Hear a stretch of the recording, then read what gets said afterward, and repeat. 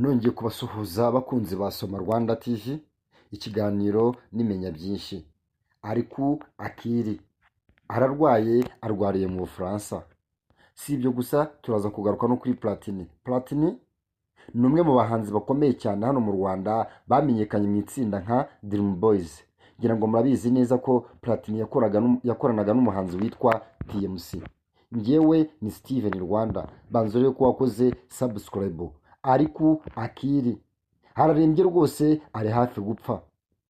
Bivugwa ko agiye kugwa mu gihugu cy'Ubufaransa. Ariko Akili ubu tuvugana ari mu bahanzi rwose bagezweho hano muri iyi minsi, cyane ko uyu muhanzi abarizwa mu gihugu cy'u Burundi. Harembeye mu Bufaransa aho amaze iminsi myinshi cyane arwariyeyo. Ibi kandi bivugwa ko yaruzwe. Ni bande bamuroze? Nimvuga Ariko Akili, wumva indirimbo yitwa Ahanihe ndetse n'izindi ndirimbo yagiye akorana na Chris Easy.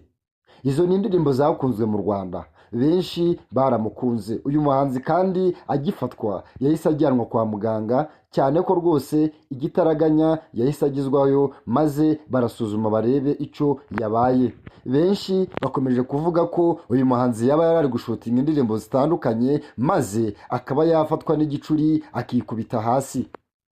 Mu gitondo cyo kuri uyu wa 7 Kamena uyu mwaka turimo, nibwo Ariko Akili yagiriye ikibazo mu mujyi wa Lille, aho yari amaze iminsi maze ahita ajyanwa kwa muganga. Uyu mujyi wa Lille ubarizwa mu gihugu cy'Ubufaransa.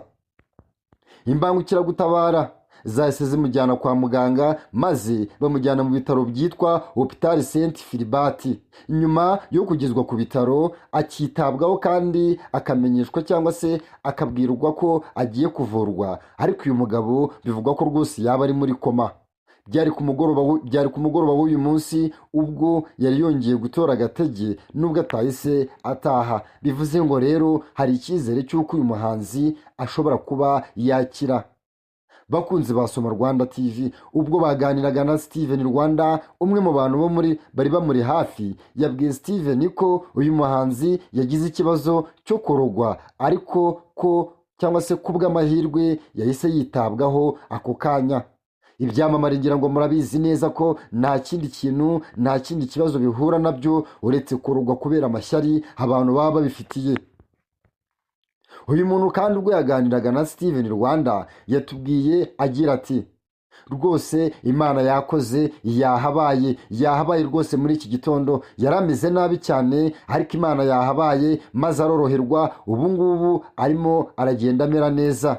Ariko Akili ni umwe mu bahanzi b'abaraperi bakunzwe cyane mu Burundi. Amazina ye asanzwe yitwa Yusufu Akibara. Niyo nkuru. Iryo zina naryo ugomba kuryongeraho. Bivuze ngo uyu mwana ashobora kuba afite inkomoko mu Rwanda witegereje amazina ye. Yusufu Akibara niyo nkuru.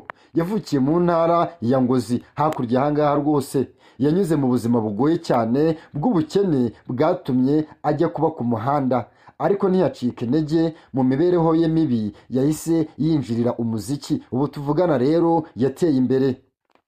Nubwo yavukiye mu muryango w'abakene agakura bigoranye, uyu mugabo kandi ikindi ugomba kumenya, yatangiye umuziki ejo bundi, byari umwaka w'ibihumbi 2018, abikesha indirimbo ye yitwa Soma Namba. Nyuma aza gufashwa n'abahanzi bakomeye barimo Big Fizzo. Nimvuga Big Fizzo, wumva umuhanzi warimbye indirimbo yitwa Ndakumisinze. Bamwinjiza mu rugendo rw'umuziki nk'umuhanzi mushya, ariko ubu tuvugana izina afite na Big Fizzo ntaryo afite, gusa barakoze kumufasha. Ikindi kandi yakomeje kwamamara binyuze mu ndirimbo zirimo Washa, Binua ndetse n'indirimbo yaciye agahigo muri iyi minsi yitwa Ahanihe. Iyi ndirimbo kandi yamugize umwe mu bahanzi bafite izina rikomeye cyane mu karere ka Afurika k'Iburasirazuba. Bakunzi ba Soma Rwanda TV, ubwo natangiraga iyi nkuru nababwiye ko ngiye kuvuga rwose ku bibazo bitandukanye by'abahanzi, cyane ko atari uyu muhanzi wo muri Tanzania urwaye, n'uwo mu Rwanda nawe ararembye. Platini muramuzi. Nimvuga Cuku uraza kumenya aka gace akariko. Kuva ku mugoroba wo kuwa 7 Kamena uyu mwaka turimo, nemeye Platini. Uyu ni umuhanzi wakoze ubukwe. amaze gukora ubukwe abukorana n'umukobwa, uwo mukobwa yaje atwite inda y'undi musore. Ntabwo byaje kumuhira kubera ko urugo yahise arusenyura rwose. Narabwiye ngo nimujya gukora ubukwe mujye mwitonda, kubera ko ikiremwa muntu cyane cyane igitsina gore ni umuntu utakwizera. Abagore ntabwo ari abantu bo kwizera rwose. Ibaze nawe umuhanzi nk'uyu nguyu w'icyamamare agakora ubukwe mu gihe gito, yarangiza akamenya ko umugore we afite undi mugabo, ndetse uwo mugore atwite inda y'uwo mugabo. Baje kwibaruka umwana w'umuhungu, bagiye gukoresha DNA kuri Rwanda Forensic Laboratory basanga umwana atari uwe. None uyu muhanzi nawe yarwaye, ararembye. Uyu muhanzi Nemeye Platini arwariye mu bitaro bya Chuki, aho arwariye gusa. Umuyobozi wa Kina Music Ishimwe Clement, ngira ngo nimvuga Ishimwe Clement wumva umugabo wa Knowless, yavuze ko atarembye byo guca cyangwa se byaca igikuba. Ibi kandi Ishimwe Clement yabigarutseho mu kiganiro cyihariye yagiranye na Steven Rwanda, ubwo yabajijwe niba koko cyangwa se niba ko uyu muhanzi yaba arwaye bikomeye nk'uko byari byatangaje. Uyu muhanzi yabicishe ku mbuga nkoranyambaga, cyangwa se uyu muyobozi wa Kina Music witwa Ishimwe Clement akaba n'umugabo wa Knowless. Ishimwe Clement yavuze ko nibyo koko Nemeye Platini ararwaye, ariko ntabwo bikomeye byo guca igikuba. Yagiye kwa muganga ku wa 7 Kamena uyu mwaka turimo, birangira arayeyo. Ariko mu by'ukuri ikintu ugomba kumenya ni uko igihe icyo ari cyo cyose Nemeye Platini yataha. Nubwo kandi yirinze kugaruka ku burwayi bwa Platini, Ishimwe Clement yavuze ko uyu muhanzi aherutse gufatwa n'uburwayi, agenda abukerensa gake gake kugeza ubwo byakomeje kugenda bimugora. Gusa rwose arwariye muri Chuki. Platini ni umwe mu bahanzi bakomeye mu Rwanda, yamenyekanye cyane mu itsinda rya Dream Boys nk'uko natangiye mbibabwira, kandi iri tsinda yari rihuriyeho n'umuhanzi witwa TMC. TMC yagiye kwiga muri Amerika. Nemeye Platini aguma mu Rwanda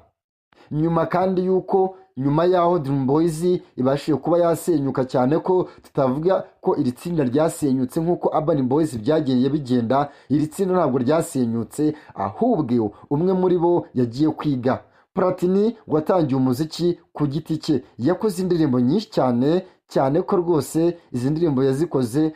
Hari indirimbo yakoze yitwa 2009, iyo ngiyo murayizi. Jeje niye yakoranye na Davis T, Jeliwu n'izindi ndirimbo nyinshi cyane zirimo Icupa, ndetse yagiye amenyekana mu ndirimbo zitandukanye, aho yagiye akorana n'abahanzi bakomeye hano muri Afurika ndetse no hanze ya Afurika. Bakunze basoma Rwanda TV, nabagezagaho uburwayi bw'abahanzi bugiye butandukanye, aho twahereye kuri Ariku Akiri uzwi ku izina rya Niyo Nkuru, ndetse na Nemeye Platini. Uyu nawe bose bakaba rwose baraza koroherwa. Bafana ba Steven Rwanda, channel yanyu ni Soma Rwanda TV, banze urebe ko wakoze subscribe, maze njye nkugezaho inkuru nk'izi ngizi, inkuru zizewe. Ni inkuru mwakeshwaga, cyangwa se ni inkuru nabagezagaho, ubwize inkuru nazibagezagaho nazikeshaga igihe.com. Yari Steven Rwanda, ndabakunda.